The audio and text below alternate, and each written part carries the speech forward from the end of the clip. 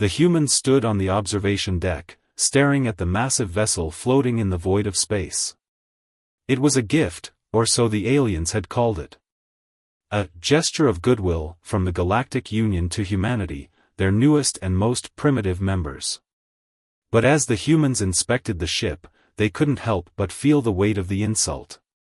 The ship was old, its hull scarred with battle damage that had never been fully repaired.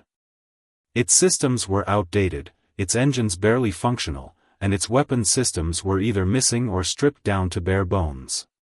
It was a relic, a piece of junk that no one else in the Union wanted. To the aliens, it was a generous donation. To the humans, it was a slap in the face. "They think we're fools," one of the engineers muttered, running a hand along the rusted exterior. "This thing wouldn't last a day in a real fight." But the humans weren't fools. They had fought their way to the stars through sheer determination and ingenuity. They had faced impossible odds before and come out on top. And now, as they stood there looking at the doomed ship, a spark of defiance ignited in their hearts. "We'll take it," the captain said, her voice steady and firm. "And we'll make it ours." The aliens chuckled, their translator devices buzzing with amusement. They didn't understand. They didn't see what the humans saw. To them, the ship was a lost cause, a symbol of humanity's place in the galaxy, weak, insignificant, and destined to fail. But the humans saw something else. They saw potential. They saw a challenge. And most importantly, they saw an opportunity. As the alien delegation left, their laughter echoing through the docking bay, the humans got to work. They didn't have the advanced technology of the Union, but they had something far more powerful: creativity, resilience, and an unshakable belief in their ability to overcome any obstacle. The engineers swarmed the ship, tearing apart its broken systems and rebuilding them from scratch. The scientists worked tirelessly, finding ways to improve its performance with the limited resources they had. And the crew, a ragtag group of volunteers from every corner of Earth, poured their hearts into the project, determined to prove the aliens wrong. Days turned into weeks, and the ship began to change. Its rusted hull was polished and reinforced. Its engines roared to life, stronger and faster than they had ever been. And its weapon systems, once a joke, were now a force to be reckoned with. The aliens had given them a doomed ship, but the humans had turned it into something else entirely.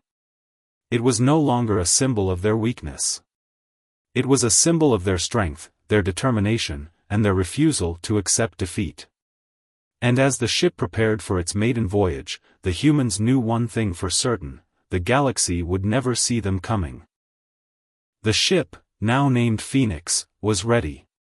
Its engines hummed with power, and its crew stood at their stations, tense but determined.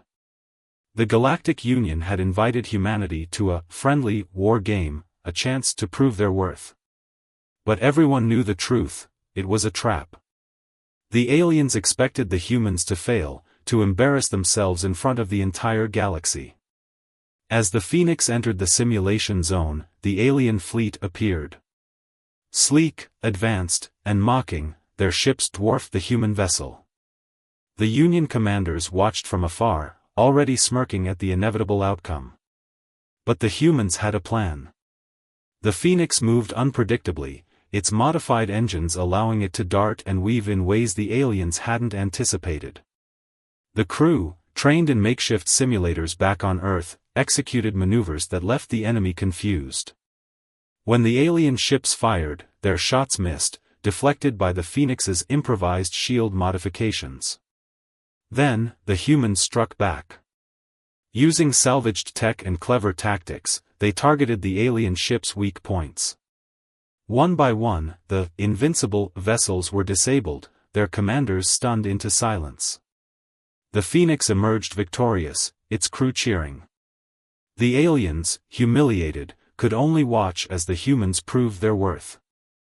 The galaxy had underestimated humanity once. They wouldn't make that mistake again. News of the Phoenix's victory spread like wildfire across the Galactic Union. The once mocked humans were now the talk of every star system. How had they done it? How had a doomed ship defeated the Union's finest? The alien leaders demanded answers, but the humans remained tight-lipped. They had no interest in revealing their secrets, not yet. Instead, they focused on their next move. The Phoenix was no longer just a ship, it was a symbol of humanity's defiance, a beacon of hope for those who had been underestimated and cast aside. But not everyone was impressed. A powerful alien faction, the KRYLL, saw the humans as a threat. They had dominated the Union for centuries, and they weren't about to let some upstart species challenge their authority. The KRYLL issued a warning: know your place, or face annihilation. The humans, however, had no intention of backing down. The captain of the Phoenix addressed her crew, her voice calm but resolute. They think they can scare us. They think we'll bow to their threats. But we've faced worse. We've survived worse. And we'll do it again. The crew nodded, their determination unwavering. The Phoenix was ready for whatever came next. The galaxy was watching. And humanity was just getting started. The KRYLL's warning was not an empty threat. Within days, a massive KRYLL warship appeared near Earth's orbit, its dark hull bristling with weapons. The message was clear: surrender the Phoenix and submit to KRYLL authority, or face destruction. The humans, however, were not intimidated. The Phoenix launched to meet the KRYLL warship, its crew ready for battle. The KRYLL commander sneered as the smaller ship approached. You dare challenge us? Your defiance ends here. But the humans had a plan. Using the Phoenix's agility, they lured the KRYLL warship into an asteroid field. The massive vessel, designed for open space combat, struggled to navigate the tight space. The Phoenix, on the other hand, darted between the asteroids with ease, firing precise shots at the warship's vulnerable systems. The KRYLL commander roared in frustration as his ship's shields faltered. Destroy them, he ordered, but it was too late. The Phoenix delivered the final blow, disabling the warship's engines. The KRYLL were forced to retreat, their pride shattered. The humans had won again, but they knew this was only the beginning. The KRYLL would not forget this humiliation. As the Phoenix returned to Earth, the crew prepared for the next battle. The galaxy was changing, and humanity was at the forefront. The KRYLL's defeat sent shockwaves through the Galactic Union. For the first time in centuries, a lesser species had stood up to the dominant faction, and won. Some alien species, long oppressed by the KRYLL, began to see humanity as a beacon of hope. Others, loyal to the KRYLL, viewed them as a dangerous threat. The Union was divided.